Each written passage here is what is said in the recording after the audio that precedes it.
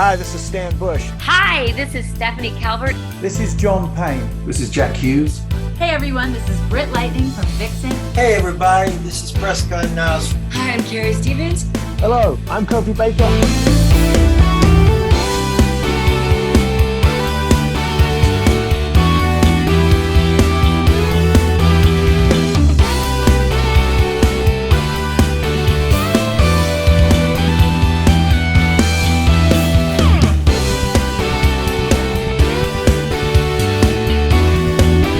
You're listening to Play That Rock and Roll.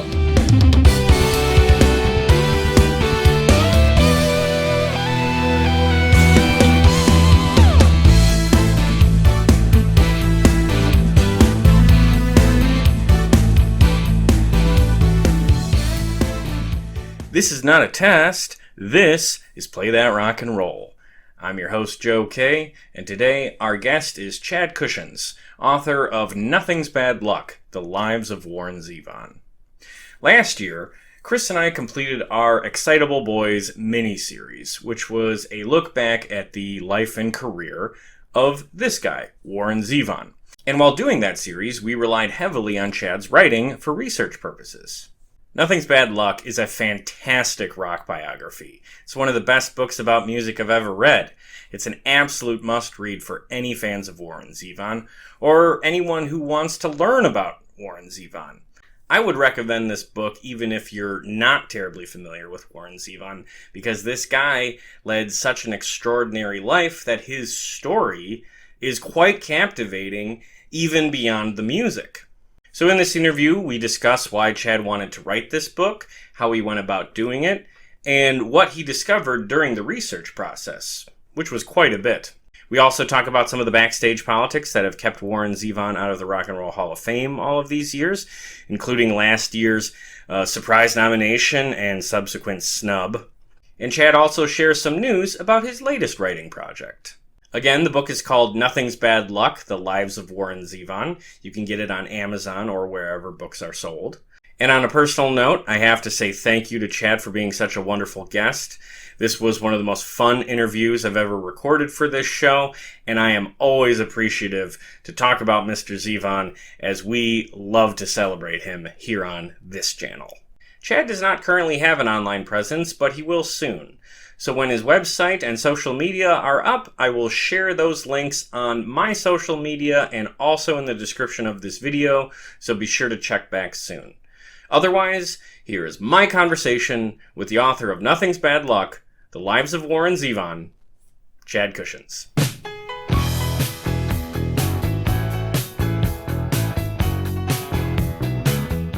Take us back to the very start of this project. What was the inspiration for you to write about Warren Zevon, and sort of what was the timeline of when you started researching and when it got published? I'm flattered. I hope you won't be bored with it. Like you guys, I am a huge Warren Zevon fan. I play piano. I'm a musician primarily just for fun, and he has been my musical hero for a number of years. At the time that I started it, it is my first book, and the time that I started it, the only book that was in existence was Crystals, which I devoured immediately. And I enjoyed it, but it told me more about Warren the man than Warren the musician. You know, it didn't have as much about the creative process and his instruments and what was in his home studio and stuff like that. They had been divorced at that point. So the questions that were left unanswered for me were the ones where, how am I going to be able to replicate his sound? That's the stuff I want to know. And at the time, I was working at a local newspaper on Long Island, New York, where I'm from. And I had the idea of maybe just doing a potential freelance article, just like Warren Zevon in the studio, something like that. And believe it or not, this was in 2010. And a number of the engineers, musicians, and even a few of the producers that had worked with him all have websites, all have LinkedIn. They're all still in the field. So I was hoping for an article, if I could get like 3 of these guys to talk to me, that would be amazing. So I sent out a mass email to a dozen, and it's the first time in my life all 12 wrote back, yeah, we can't wait to talk about Warren. And I was like, this is going to be a big article. And when I presented it to a few of my buddies who are writers as well, they were like, that's a book proposal now. That's not an article anymore. And they were 100% right. So immediately I thought writing like something very different than Crystal's. And I say that respectfully, because hers is an oral history / memoir.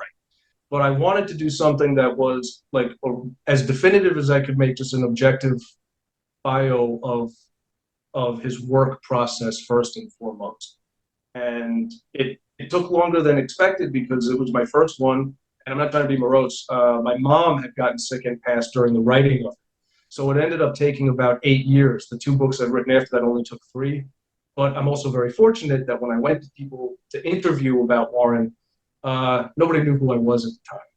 So it took a little bit of time to win over people for those interviews. But it was supposed to be an article that just expanded very, very quickly. Wow, that is fascinating. So tell us a little bit about those people that responded back to you, or maybe it might be other names as far as your book goes. Sure. Who were some of the people that you spoke to that you felt were like the most valuable to the project, or the most helpful, the most supportive? Who did you gain the most from for the book? Well, it's hard because I don't want it to sound as though I'm playing favorites. That's the thing. Of But course, if I went down the list, early on, I was so lucky to have gotten to speak with Peyton Bones Howe, who was the first producer that Warren ever worked with when he was still with Lyman Zevon.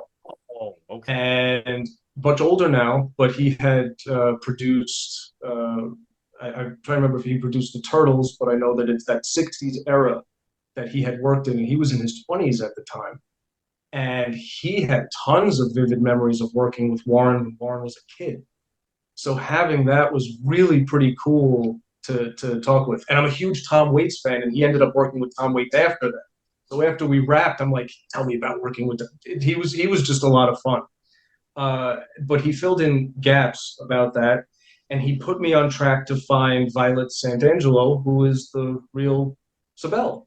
She has since changed her name to Laura Kenyon, and she sells high-end real estate in New York City. And when I sent her an email at her real estate website, I said, "Are you Sibel?" And I got all capital letters, "Yes, it's me." So hearing about his high school days from her and the earliest instances of him in the studio were really cool. That was a lot of fun. Like I said, I don't want to play favorites, but one of the most enjoyable ones was the marathon session with Waddy Wachtel. Because again, my main focus was what were the studio habits. Anyone that was in the sound, the sound room with him, the engineers group, all that stuff was really, really the most important. I am very fortunate, and we'll talk about this later. I have become close friends with Anita Gevinson. She's awesome. Oh, yeah. And she had tons of stories that were not in Crystal's book. She was unfortunately left out of that volume, but she had all the stories for about 1984 to 1985, which is a tremendous gap because that led to Warren's sobriety. So if we talk about his personal life, that was crucial to know what really set him on the right track. Plus the writing of the songs that became Sentimental Hygiene. Right. Yeah, those were probably some of the big ones. But George Gruhl and Duncan Ulrich were both tour managers for Warren in 2 different eras. So they gave me the road stories. So like I said, it's not a matter of playing favorites, is that each person in that group became a wealth of information for like big gaps of time that I didn't have information about. And if I may add, I don't mean to talk a blue streak, Duncan Ulrich was really helpful because he was there when Warren set up his home studio, first one. Oh. And he was one of the first artists to use, digital computer sound editing before you had Pro Tools, before you had all that. Warren didn't have money. He had to do it out of necessity. So Duncan filling me in on like the early programs that they used, that was pretty cool to hear about. Yeah. No, and it's awesome to read about too. Thank you. That's why, I mean, Warren has so many interesting parts of his life, and getting it all together in one book is eye-opening, because unfortunately so many people just think of him as the Werewolves of London guy, but there's just so much more to that story. But as far as the book goes, you said this was your first book. When you started writing it, Were there other books or maybe other authors or other biographies or anything that you read during the process of writing this that gave you inspiration or perhaps even guidance on how you wanted to present this book? Absolutely, and I appreciate you saying that. I wish that I had been able to tell him how much I was indebted to the example he set as a journalist. But if you've never read it, there are two books by Nick Tosches. I don't know if you know the name. He had passed away, I think, in 2019, but he wrote Hellfire, the Jerry Lee Lewis story, which Oh, is unlike any rock biography I've ever read. It's not a rock biography. It feels like a Faulkner novel about the wild child of early rock and roll. And then about a decade later, he wrote Dino, which is a Dean Martin oh biography man. that feels like a Martin Scorsese film. They don't feel like biographies. And I read both of those when I was in high school and I was working at a newspaper. My hero was always Elmore Leonard, the crime novelist, but I worked my way into nonfiction. And when I found biographies that felt like crime stories, that felt more like fiction, I thought, oh, it would be wonderful to write something like this. I don't know if it comes across in Nothing But Bad Luck, but those books really inspired the sound I would want to capture because I know for a fact Warren had read both of those and was a fan of them himself. Oh, that's excellent. And those are immediately two books now that I want to read. They're Um, great. Yeah, I recommend yeah, them very highly. Yeah. very cool. I have a lot of conversations with authors on this channel because I really do appreciate good rock and roll journalism, good music journalism. I have a bookshelf full of rock bios and autobiographies and stuff like that. But I really only like to, on this show, speak to the authors that I feel have gone above and beyond what a typical, book might be. There are some that, unfortunately, it's got a nice cover and that's about it. Yours is an elite tier music biography, in my Very opinion. flattered by that. Thank you, Joe. Well, yeah, absolutely, and it's so cool to hear that your inspirations sound like also elite tier books that I want to check out. So I want in this moment now, I want you to give yourself a little credit here because this was a long research project. The work you did shows through on these pages.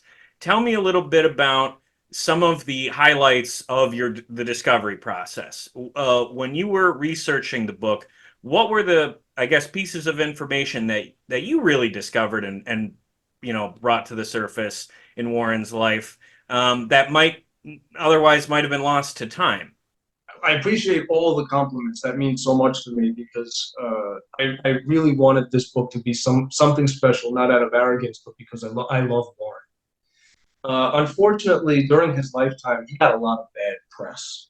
Yeah. And by the time he was clean and sober, the press had kind of vanished until he was dying, and then they paid attention to him again.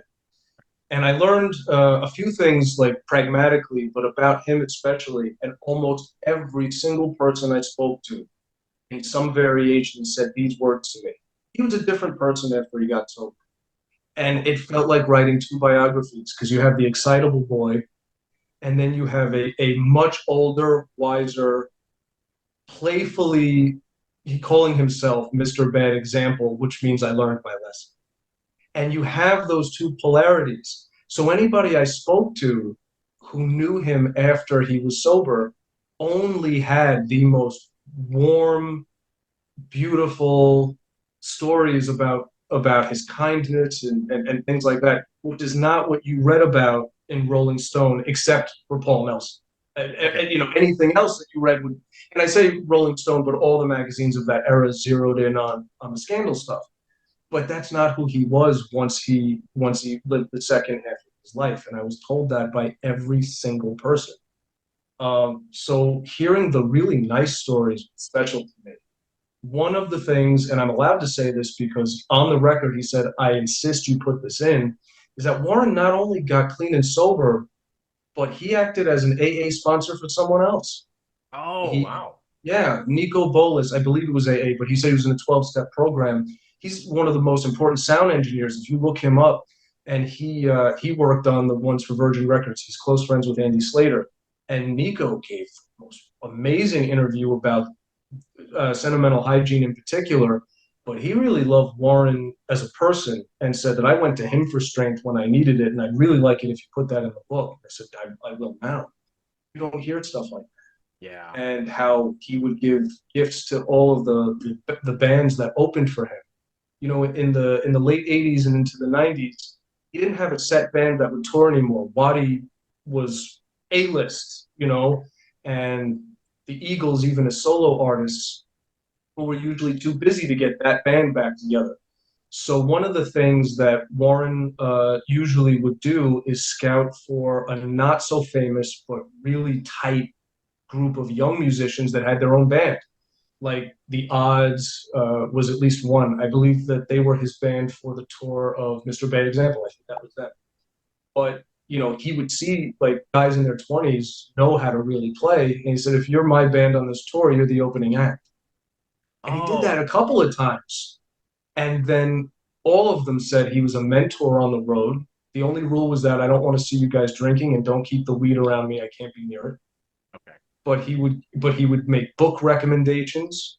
He would give them gifts of books that he thought they should read. He's like, you're writing lyrics? Why aren't you writing? You should be writing.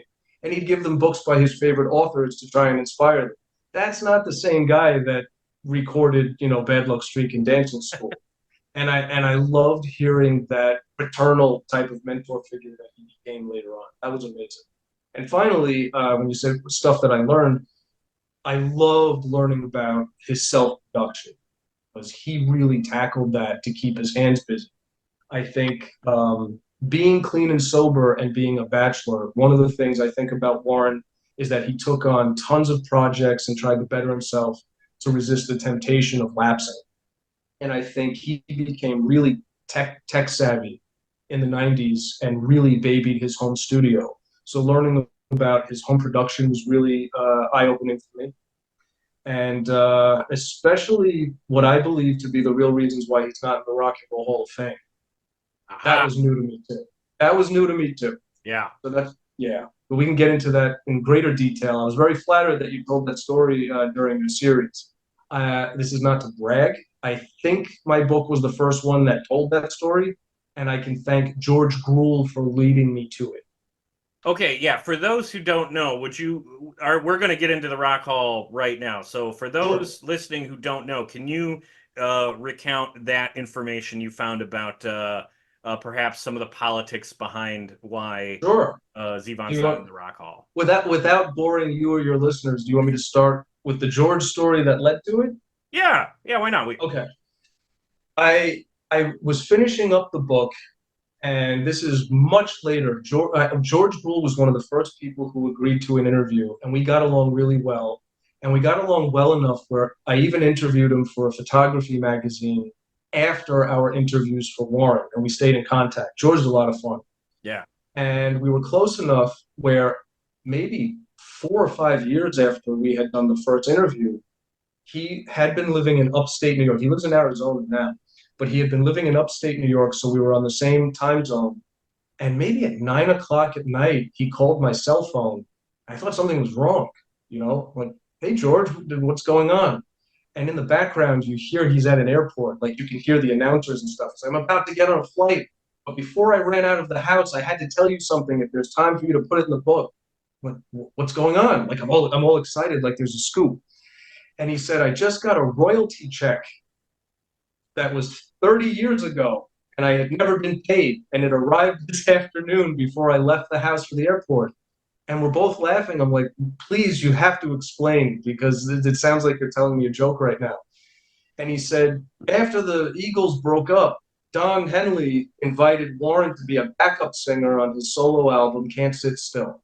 I'm like, okay. Oh. He goes, Warren wasn't in the best shape in those days, so I was his driver, and he pulled me into the singing circle, so I sang on it too, and I can't sing.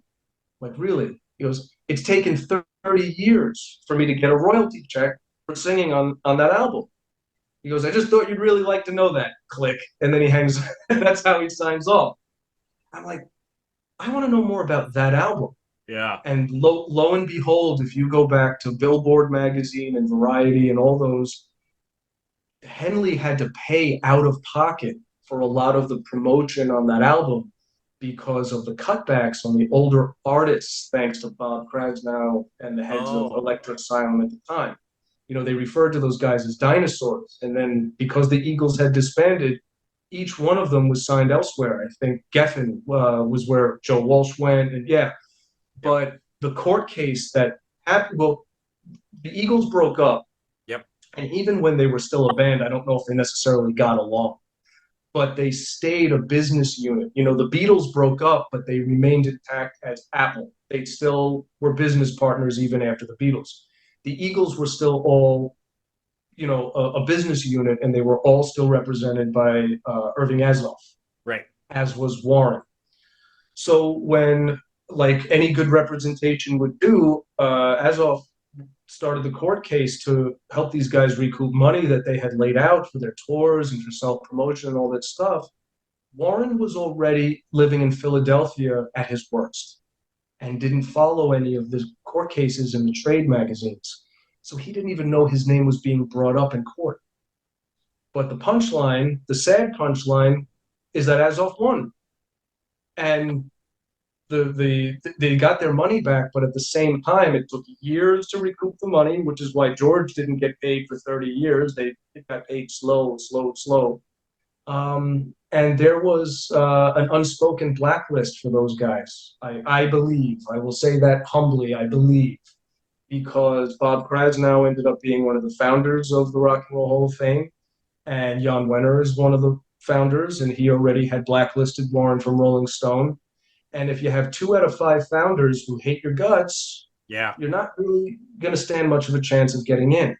And the Eagles went into the Rock and Roll Hall of Fame right away, but none of them are in there as solo artists. It's almost like we know the fans are going to see through the transparency if we don't induct them.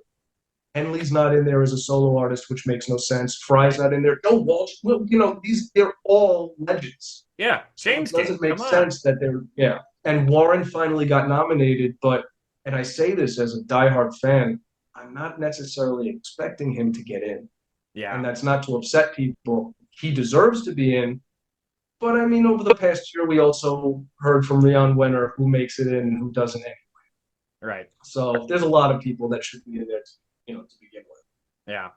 Well, we said on the podcast that when Warren was winning in the fan vote, he was like ahead of Iron Maiden, which seemed pretty impressive given Iron Maiden's fan base.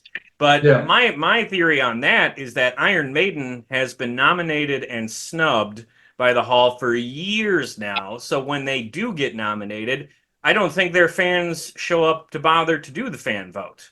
So That's interesting. Yeah. So it was, Warren probably got ahead, just because the Iron Maiden fans were like, this is a crock. I'm not wasting my time with it anyway. Whereas the Warren fans, at least in the social media groups, it was like, holy crap, he got nominated. We got it, all hands on deck. We have got to get him to win this vote. And he still came in third. Yeah, no, I do agree with you. But, this is, again, everything I'm saying is opinion. I have to preface that. Sure. But I think with Warren, because he's affiliated with bands but wasn't a member of a band, Yeah. there's a loneliness to how he's not in. And he has a small but really loyal fan base that view him as the ultimate outsider. If the guys from Iron Maiden or any band are like, screw it, we don't care, that's awesome. Yeah. But if nobody's going to speak for Warren now that he's gone, Yeah.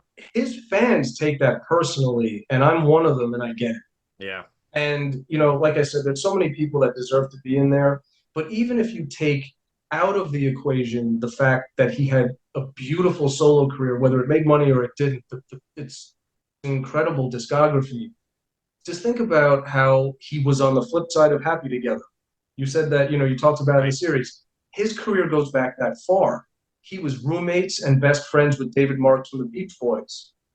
He was part of that scene throughout everybody knew him. He hung out with Brian Wilson while Brian Wilson was recording Smile.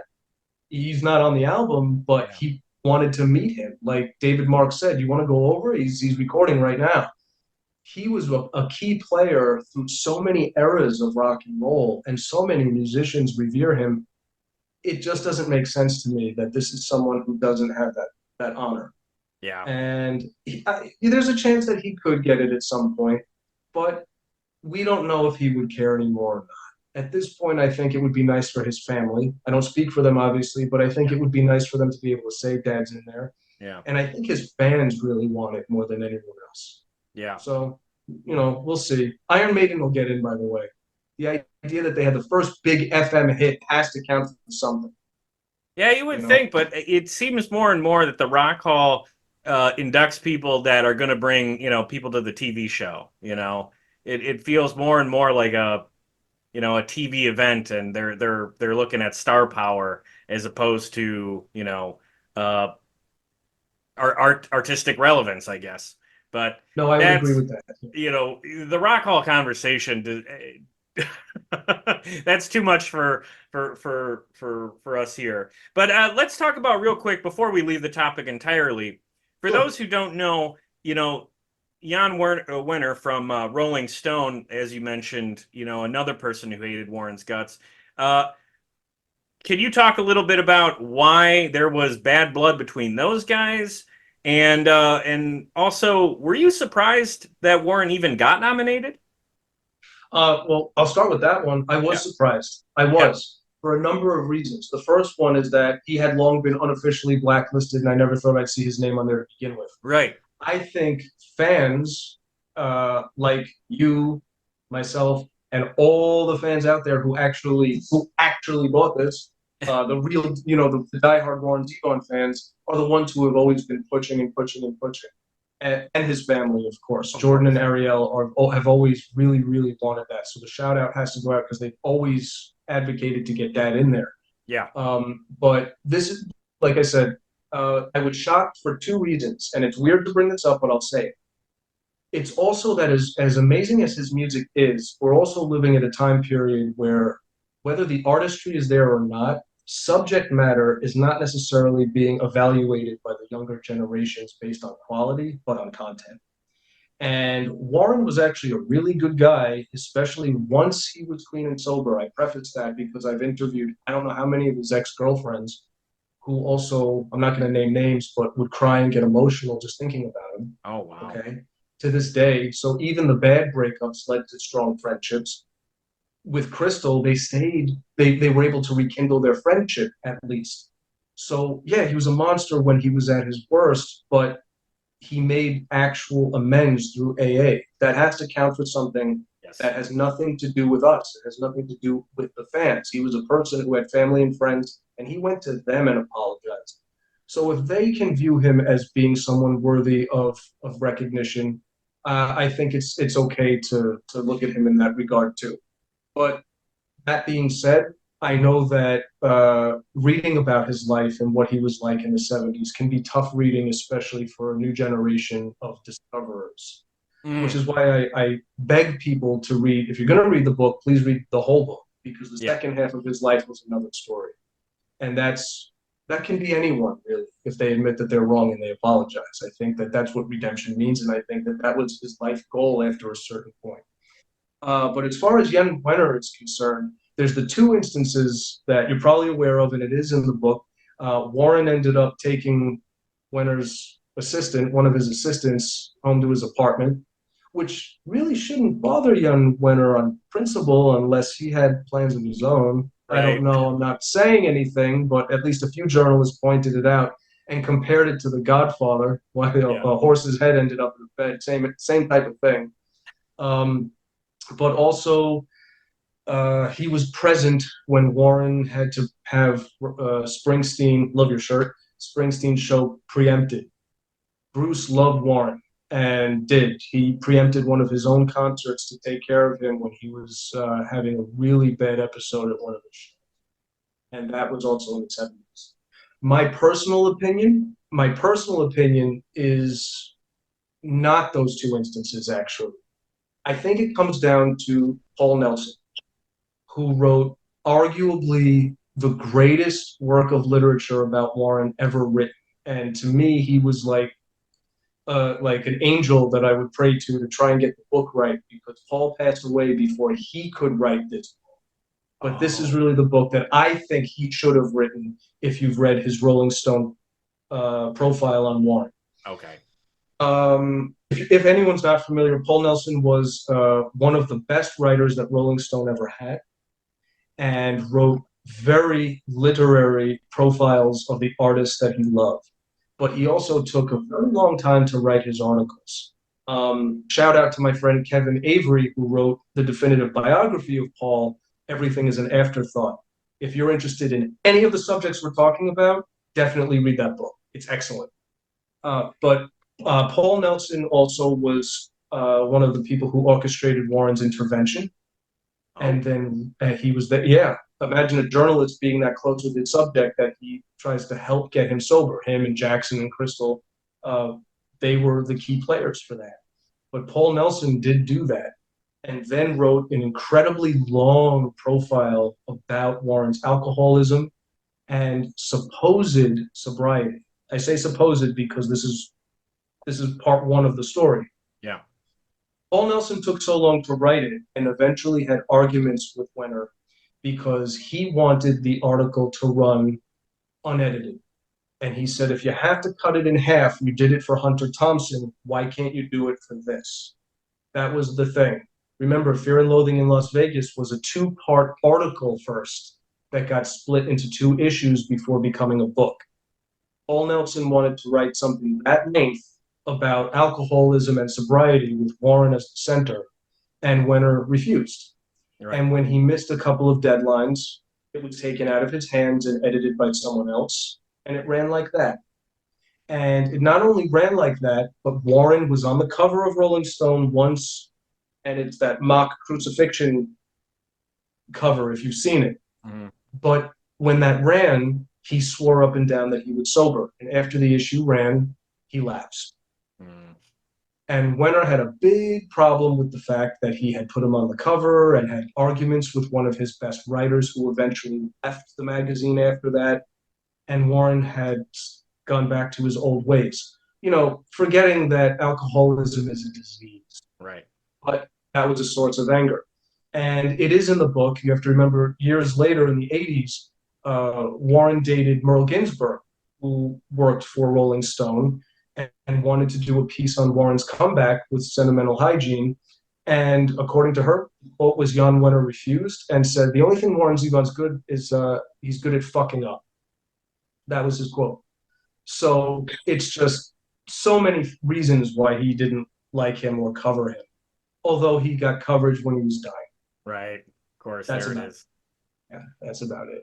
It's amazing that, slights, someone so high up in the industry can, hold a grudge to that degree. For so long. Yeah. Yeah. But now, have you been following this, given, how he put his foot in his mouth last year and, made some pretty dumbass comments. He seems to be out of that world. Do you think his departure makes perhaps already small chances of Warren getting inducted, maybe even a little better, or do you think it's inconsequential?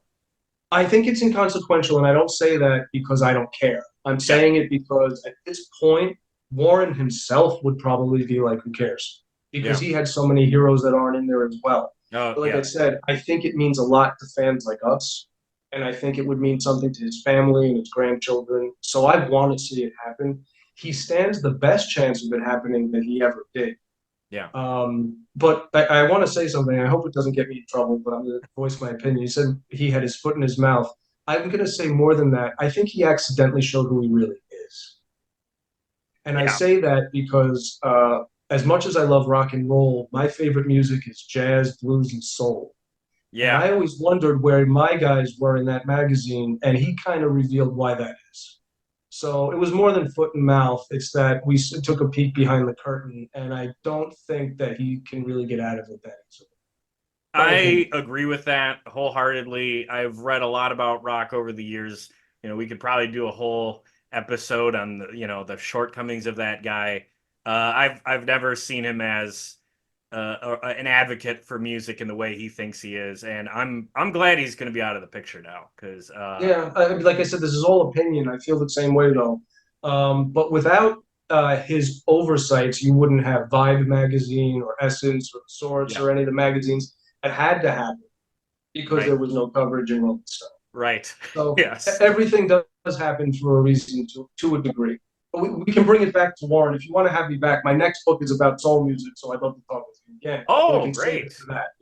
Yes, we will touch on that, but before we do, let's talk about one positive that came out of this whole Rock Hall fiasco.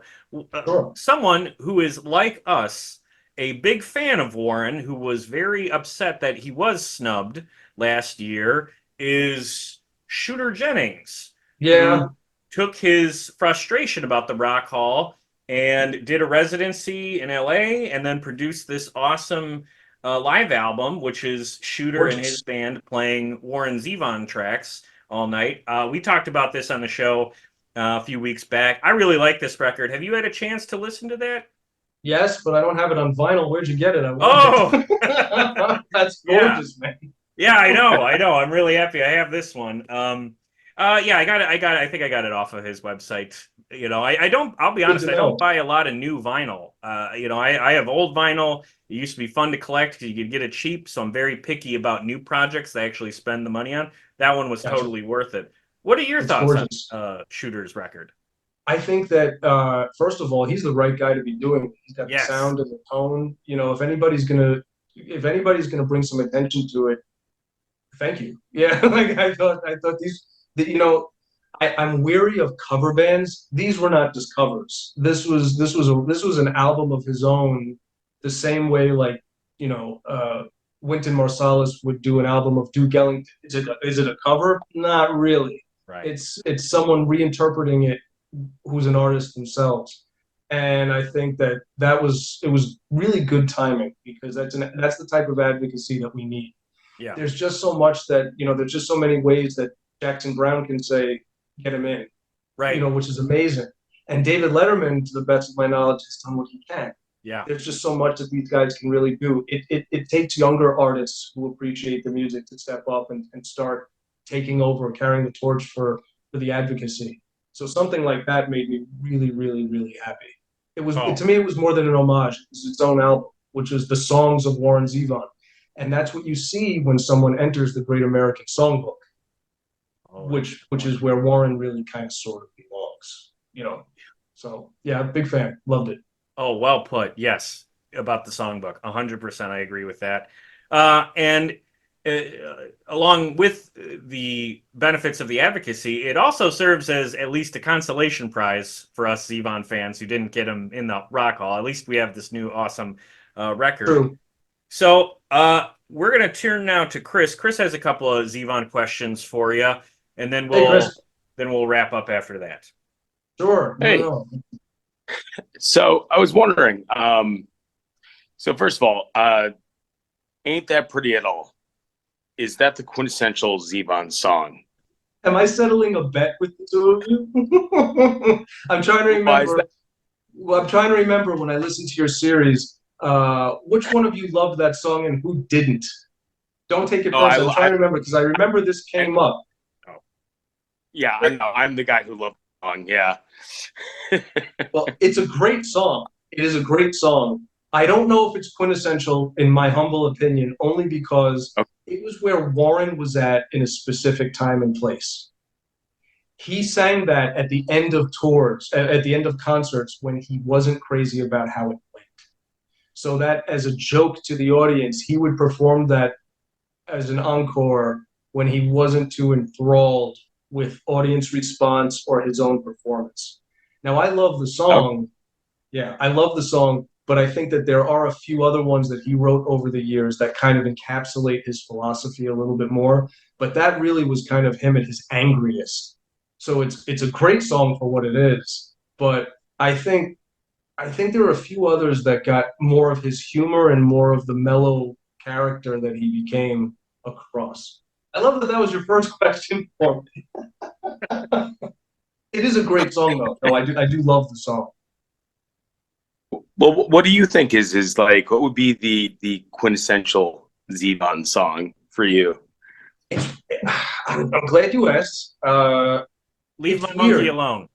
Yeah, the extended dance version, right, Joe? Jesus. Hey man, Andy Slater had a lot of really cool ideas, and it's just a matter of which ones were gonna hit and which ones weren't. I approve of George Clinton. I don't know Yes. too many people that dance to Warren Zevon to begin with, except for Warren. You Yeah. know, so if anything, I would love like a really funky extended one of oh my God, what was your favorite? His disco song, "Nighttime in the Switching Yard." Yes. Oh, it's a great song. It's a good Um, song. if I had to pick one song that I think, all right, everyone always says "Werewolves of London" because that's what people know.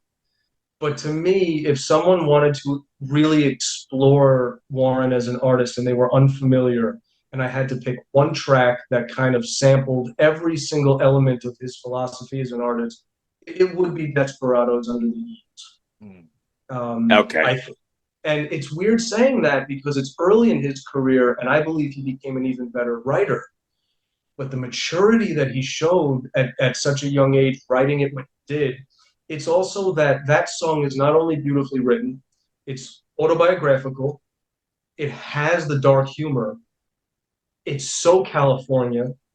If you look at who's on the track and that it's produced by Jackson Brown, it's all of the elements that you think of when you think of Warren Zevon in one track. So it's maybe my personal favorite, and a lot of people I interviewed said that it was their favorite. But I think he became an even better songwriter later. But to me, that is the Warren Zevon song that I would recommend to anyone to get this song. Yeah, I mean, if California falls into the ocean like statistics and the mystics say it will, it's beautiful, it's gorgeous. It's gorgeous, Absolutely. and the humor is it's so Warren. The way it's even Yeah. delivered, that's the one. But I will add to that, if I may. It's not nearly as famous, but at the end of his life, there's one song that I think is a very fitting unofficial companion piece for all the same reasons. Genius. Okay. The song Oh yeah, Genius from My Rides Here. There's something about the composition, the type of humor that's in it, and the idea that it was the last time that he got to work with a string section. I feel like those two would have made an incredible posthumous A and B side memorial. I would have paired those together. yeah. That's off of My Rides Here, right? And it's Yeah. it was a Matahari Genius. Yeah, it's a great song. Also, probably the best Great song off lyrics. that album.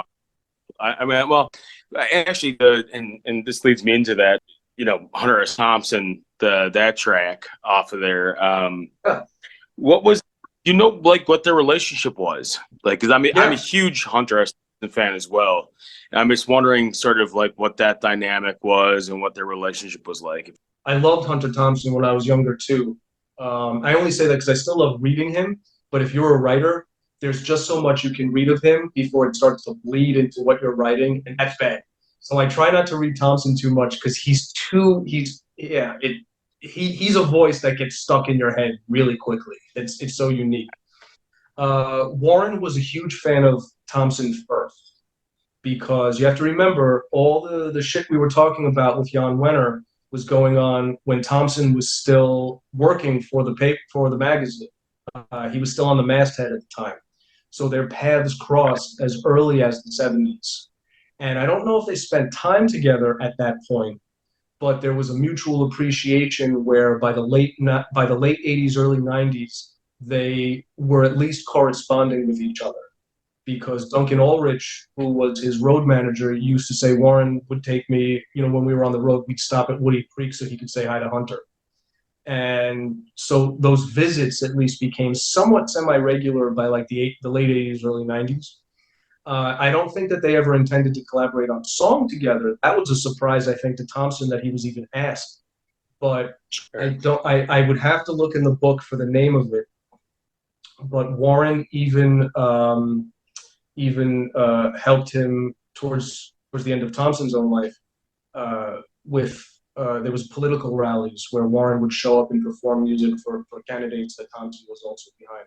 So he got Warren very like on the political radar a little bit because Thompson never really got away from that. But they had a shared love of a lot of the same artists, and they had the same favorite artists. They both loved Bob Dylan, and they connected on their shared appreciation of certain guys. But, and I'm not going to name names because it was off the record, I will tell you that when Warren was ill, Thompson was not necessarily the best influence, because Warren was dying of cancer and shouldn't be drinking or smoking, and it's not good to hang out with Dr. Gonzo, Right. who had no choice but to take no for an answer and didn't like hearing that. So, yeah, I was told that by a few people, that not necessarily an argument, but they were a little different towards each other at the end, because Warren wanted to live. Yeah. His old habits were just that. They were old habits by then. Yeah. What effect do you think Zevon's childhood had on him? You know, to the extent that he was raised by effectively like a low tier like mob enforcer, basically. Like, what do you think that did to him in his worldview? And that's a good one. I like that. I think we're all probably who we were at 10 years old, amplified when we get older. And I think Warren probably, I did say this line in the book. I think after growing up with his father, music and danger were always entwined together. And I really believe that that was the thing. I think that he saw the violence that his father lived as not necessarily cool, because from what I understand from the interviews, they had a tough relationship, those two. But he loved his dad, and his dad was also his financial benefactor before he started making music money. So he always wanted to impress his father by not being a criminal, by being a successful musician. But I think that Warren also toughened himself up because his dad was a tough guy. I think that. But I think he also, it can't be a coincidence that Warren loved crime fiction and loved putting those themes into his music, because he was surrounded by it to an extent, living with his dad. If you go back to his song, Mama Couldn't Be Persuaded, almost everything in that song actually did happen in his youth. That's one of the most autobiographical songs he ever wrote. That's all true. And as for Stumpy Zevon, he was low tier, but you'd be surprised how respected he was in his industry. He owned more than one carpet store, like the song. He owned more than one, which were used for meetings and as a front for guys. And the FBI was following him for about 15 years. So whatever he was up to, he had a reputation for what he did. Plus, he was Mickey Cohen's best man. right. So yeah, he really knew people, which is kind of interesting to me. But I think the real dynamic and the real dichotomy with Warren is that his parents were so different. The age gap was tremendous between his mother and his father, and his mother came from this strict Mormon upbringing, and she ended up marrying a Jewish gangster who's almost double her age. So you have this huge dichotomy of these two that, as their only child, is this interesting yin yang household that he grew up in. And at different points of his life, he was raised by his mom, then he was raised by his dad, and he'd go back and forth. And I don't know this, but I could imagine that whichever house he was living in, he had to be a different Warren as well. By the time you become an artist, there's some splintering going on with what your narrative voice is going to be. And I think he very creatively fused that into a very weird hybrid genre that we can't really describe. It's like, how do you describe a Warren Zevon song? Well, just look at the guy's life. How could he possibly have written anything mainstream after a life like that? I want to circle back to and get your take on, I think, the only other Zevon book that can even be mentioned in the same sentence as yours, and we mentioned it earlier, Crystal's book, I'll Sleep When I'm Dead. I read this alongside yours, and they're very different books, as we established. They, and they both, I think, are very impressive. Now, I've read a lot of rock and roll biographies, and I will say I am always just a little suspicious, or on guard, perhaps is a better way to put it, about books from the artists themselves or from like the estate or the official approved story, because I always worry that there is a risk of those books falling into certain trappings. Axe grinding, narratives, legend building, myth making, that sort of thing. Yeah. I don't. There wasn't anything for me, at least, obviously problematic about Crystal's book. Not in the same way, Ozzy's autobiography is. But when you read this book, do you think? What's your read on it? Do you think there were any missteps as far as those sort of trappings go? Or what do you feel as far as this, as this work is? No, I can say this very respectfully because Crystal was great to me. She gave Oh, me a good. wonderful interview. Yeah, she Yeah. gave me a wonderful interview early on. I went to her first. Yeah. And so I don't have anything negative to say about her and the family. She Okay. went on the record, and I spoke with Jordan and exchanged only one email with Ariel. And they're wonderful people, but they didn't want to go on the record just in general. Their dad got a lot of bad press. Of So course. Jordan had my favorite line. When I asked him if I could do the book, he said, I asked him, are you working on a book? Because I don't want to step on toes. He's like, I'm not working on one. If you want to interview all my dad's ex-girlfriends, be my guest. that was Jordan's line. I never forgot that. I thought that was, but that's what I ended up doing. It was just like a dozen of them. But never at the same time. It was Right. arguments after a certain point, but each one had a different story about a different creative time period. Yeah. With Crystal's book, I don't have any real criticism other than when I first read it, I knew from just a cursory look online what his problems had been. So that didn't surprise me too much. And I had read about alcoholism, so I was prepared. And I don't even mean this as a criticism. It's not Crystal's fault. There were gaps in detail during like the late 80s and the 90s and some of the creative process stuff, but it's not her fault. They were divorced. Right. That's the only reason that that's not in there. She wasn't there for that. So it's not that I think she omitted it out of any kind of bad feelings or will ill or anything like that. I think it's the reason that I had to speak with Warren's significant others is because I needed to speak with the people that were there during those albums. Like Anita, So who you mentioned earlier? that's the other thing that I was going to name. The only other criticism, and I don't mean this to take a pot shot at anyone, is whatever their relationship is has nothing to do with me. But Anita was not a minor figure in his life. They were engaged. Yeah. She was his fiance. She was not a mistress or an ex-girlfriend. They were engaged and they lived together. Right. And she was instrumental in his sobriety. Yeah. She's the one who pushed him to call Andy Slater back so that he could have a comeback. And Andy Slater's the one who, Andy Slater left a bunch of messages on the machine. Warren didn't want to talk to anyone. She's like, I think you should talk to this guy. He might know what he's talking about. Right. Kind of important, you know? And even the idea that she was there when he wrote a lot of my favorite songs on Sentimental Hygiene. He called her at work to tell her what was going on with, Boom Boom Mancini. He was watching the fight, and they watched all that stuff together. She was a big part of his life, and it was eye-opening to me to find her name's not in the book.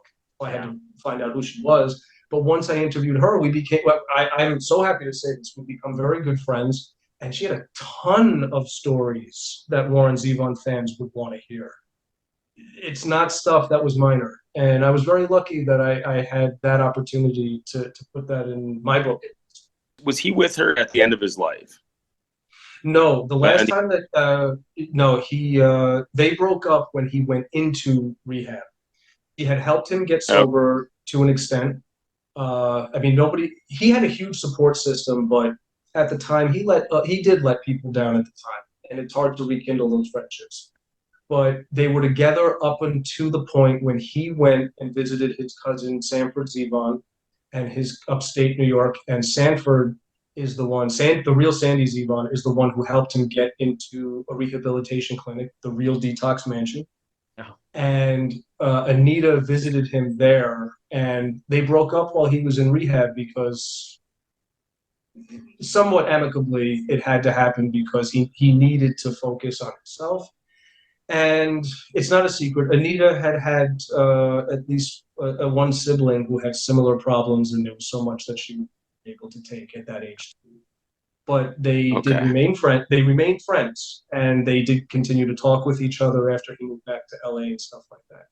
So it's interesting. He would have these bad breakups, but then they would always stay friends with him after the fact. So he didn't completely burn most bridges. Most people welcomed him back once he became sober, and that was wonderful. It was wonderful hearing those stories more than anything else.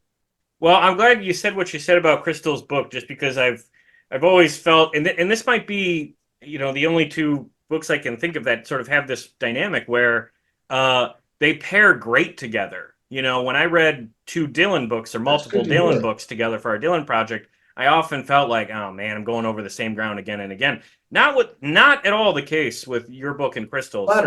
So anyone I who hope she feels the same way. Yeah, I loved her book when I first read it. I just had more questions. That's really what necessitated my book. It's not because I had harsh feelings towards her book. I loved it. I just I wanted more. Absolutely.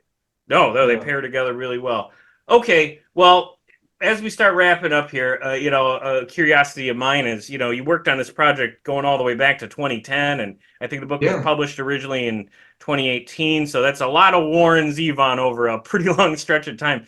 Are you able to listen to his music today without it feeling like work? It never did. Wow, okay. That's impressive, because that's not an answer we've gotten before. I am very fortunate that the two music biographies that I have written provided me with the best possible soundtrack. Because with Warren, man, I never get tired of Warren Zevon. And it was awesome reading the books that he loved and listening to the artists that he loved. So if you pick a hero to write about, it's a masterclass in what made them tick. And with Bonham, he was in, my second book is John Bonham. Led Zeppelin was the 12th band that he was in. So going back and listening to the early British bands that he was in the early 60s and stuff, it was a masterclass in British invasion. Listening to all this stuff never got boring to me. And although I'm not so much as big of a fan of the show as I used to be, I don't know how well it's going to age. If you've never seen Californication with David Duchovny, the first 3 seasons very, very prominently features Warren all over the place. And one of the things that I thought was hysterical is the lead character says every time he finishes one of his books, he smokes weed, drinks whiskey, and listens to Warren Zevon.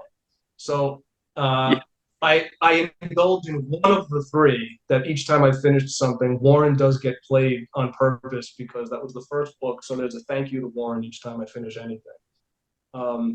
Yeah, and I have to recommend this if it's still there. Have you guys, either of you, checked out Internet Archive, the nonprofit website? Yeah. Mm-hmm. Do you know about the 150 bootlegs of Warren's live concerts that Jordan allowed to be posted? Oh, no. That's... So we're going to exchange info. Jordan is the man, and he allowed that. There are incredible live performances that Warren gave from the 70s up until the late 90s that are all on this webpage. If you Google whatever search engine, Internet Archive, Warren Zevon, it should pop up if they're still there. And one of the things that's the coolest is if you listen to Learning to Flinch, that's assembled from over 100 performances.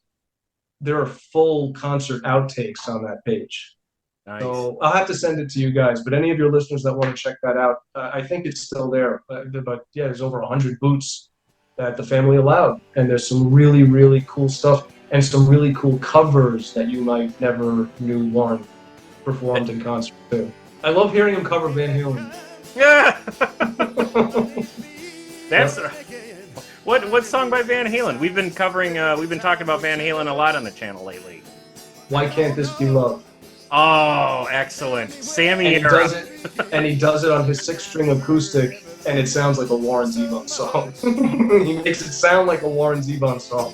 Well, I can't recall any love at all. Telling you right from the start, girl. It's got what it takes. So tell me, why can't this be love? You know how he covered Back in the High Life and made it a Warren Zevon song? Yeah. Yeah, it's interesting hearing him do it to edit. It's pretty cool. Oh, that's wild. Okay. Thank you for telling us about that. I'm going to look that up. You got it, man. Yeah. Okay. Well, I'll send it along. You mentioned that Warren, is still a favorite of yours, and you love hearing his music. Um, we all have our favorites, but we also have a few that we're not big on. Like we said, there's no albums that we felt were failures. But are there any songs in Warren's catalog that you're not terribly moved by? I think that the album Mutineer is a crucial one because Warren was particularly proud of it. It was one of the first and only albums where it was a one-man show. I mean, I shouldn't say that. There were other artists on it, and Duncan Ulrich was crucial to the engineering and stuff like that. But Warren had to fight tooth and nail for years to have complete creative control. Right. And he held up in very high regard two albums, Springsteen's Nebraska, Okay. and Bob Dylan's John Wesley Harding. Of all albums, that one was one of his favorites, and that's not one you would have guessed. Right. But he had called those albums personal statements by their authors, and he viewed Mutineer in the same regard. I love it, and there's some of my favorites on there, but is it Something Sad Happened to a Clown? That one is not always on my top 10. Okay, I'll be honest with you. I got to be in the mood to hear some of the weird Tom Waits instrumentation, like the glockenspiel and stuff like that. Yeah. Sometimes when he gets a little out there, I don't hate any of them, but I have to be in the mood for certain ones. But yeah, that was the first one that I thought of. I have to be in the mood for that. Oh, that's funny. Yeah, we talked about that one on the pod, and I think I have similar feelings as you. The last track on Transverse City is They Moved the Moon.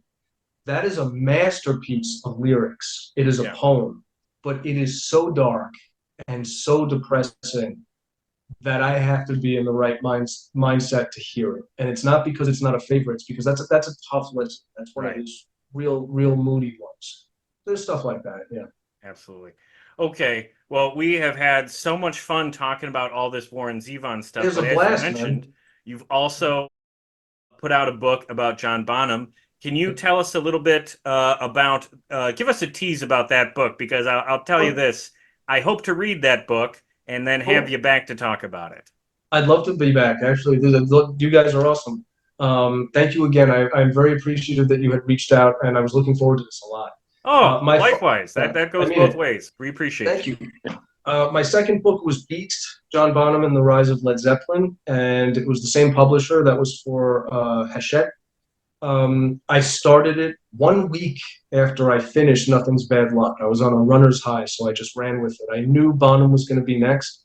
I am a Led Zeppelin fan. They are one of my favorite rock bands. My favorite band is Queen, but that has been written about in so many different angles that Bonham didn't really have a big, thick, analytical biography. And when I think of Zeppelin, the drums are the reason that I became a fan of the band. Love Plant, love Page, all of them. When the levee breaks, right? Dude, when I heard the drums for the first time, that's when I wanted to listen to more Zeppelin. Sorry, I got to be honest. Yeah. And I think it's because Bonham had received so much bad press that he was closed off to journalists for much of his life and career, that even though some of the horror stories are in the book, it was wonderful to be able to write about the good things that Bonham did also. The stuff that did not get picked up in the papers, the people, the fans that he was wonderful to, the people that he gave their first shots to, things like that. I like to think, hopefully I wrote the book that Bonham would have maybe approved of, which is the same thing I could say about Warren. But I picked John Bonham because I wanted to write a Zeppelin book, but I didn't want to write a book about the entire band necessarily. He's the most fascinating of the band to me. So it was him. But I actually consider it a companion piece to Nothing's Bad Luck, which may sound pretentious. It's not meant to. Yeah. It's that he and Warren were almost the same age, but from two different countries. They both had the same addictions, but one had a support system that helped him get over it, and the other one had enablers. And when I say that, I'm not referring to the other members of the band. I'm not putting anyone down. I'm talking about industry people. What was in the new Elvis movie? The only thing that matters is that this man goes out on stage. Yeah. There was a lot of that with Bonham as well. Oh. And I think that at 32 years old to die the way that he did, Warren Zevon could and maybe, how he was treating himself, should have been dead at 32 the same way. He beat it. He beat it because he was also incredibly strong, but he also was surrounded by people that gave a shit. And with Bonham, his family gave a shit and his bandmates did, but they were making way too much money for any of them to get the help that they desperately needed. That's my opinion. Right. Warren might also have lasted longer because he didn't become a superstar. Who knows what would have happened if the fame and the money had continued to flow and he could have had all those drugs and all the drinking without there having to be a stop to it. So to be honest with you, I look at the two books as companion pieces because they're from two different countries, but they had similar influences musically. Similar, not exactly the same, but you also have one who kicked it and one who unfortunately did not. And Warren was also a singer-songwriter, and Bonham, to me, everything he had to say came out in the instrument. He was a composer of percussion. So it was a challenge to write the differences, but at the same time, those two books go together. To me, kind of says everything that I think I have to say about rock. Yeah. So if you like one, I hope you would like the other as well. Well, I sure like this one, so I'm absolutely going to get my hands on a copy of Beast. That sounds fantastic, and I appreciate that so much. I can see how those would be companion pieces. So I will get that book, and hopefully you'll come back on for that. Looking absolutely. Forward to the future, though. I mean, you've written two phenomenal rock and roll biographies here. Are there more of those in your future, and if not, what is in your future for writing? What can you share with us? I'm psyched about this. Thanks to the two books that I've written, I was able to introduce myself properly to the estate and the family of my very first hero in my life, Elmore Leonard, the crime writer. When I was 11, he was my hero. I wanted to be a novelist before a biographer. And when I was 15, we had a correspondence because I sent him a short story of mine that he proofread, and I eventually got to meet him. So Elmore did live long enough to see my first short story when I was in my 20s, but he passed away before my first book came out. And I shared all of this with his family, and I'm very blessed that I just finished it on November 1st, but I am the authorized biographer for Elmore Leonard. And that book is called Cooler Than Cool, The Life and Work of Elmore Leonard, and that's for HarperCollins. Elmore would have turned 100 in 2025, and it will be coming out for his centennial. So whoa! That's really fantastic. Really congratulations. Thank you so much. It's not a music biography, but if you like the music of Warren Zevon, man, there are a lot of the same themes and scenarios in the books of Elmore Leonard. And I'll say this, because I can't help but always ask the same questions of different people, I can tell you Elmore Leonard's favorite, his favorite Warren Zevon song was Excitable Boy, and his favorite Zeppelin song was Black Dog. Okay? And Warren Zevon's favorite Elmore Leonard book was Rum Punch, which became Jackie Brown movie. Nice. And when he was sick, when he was dying, he was rereading it when he was going to doctor's appointments and things like that. He was rereading Rum Punch. So there's a mutual appreciation between those guys. So there's some commonalities. Well, that's terrific. I'm looking forward to that now too. So congratulations on that. That's exciting. Thank you, guys. And when that does come out, let's get back in touch. I'll post that all over our social media, and you can come back and talk about that one too. I'm very honored. Thank you for that. Yeah, I'd love to. No, it's a lot of fun talking with you guys. If I didn't run my mouth off too much, I'd love to come back, talk some more. Oh, this has been great. This has been a lot of fun. And again, for those listening, I'm very picky about, the rock bios that I throw down for, but this one was one of the easiest to give the thumbs up to. I was just so impressed by the research and also the accessibility. That's a very readable, enjoyable. At points it feels like you're in the room, when you're reading it. So all the compliments in the world for this book. Thank you so much. Awesome. Great talking to both of you. I look forward to coming back. Thank you for the advocacy and for all the kind words. Can't wait to chat more. Chad, thank you again for your time. We really appreciate it. Thank you.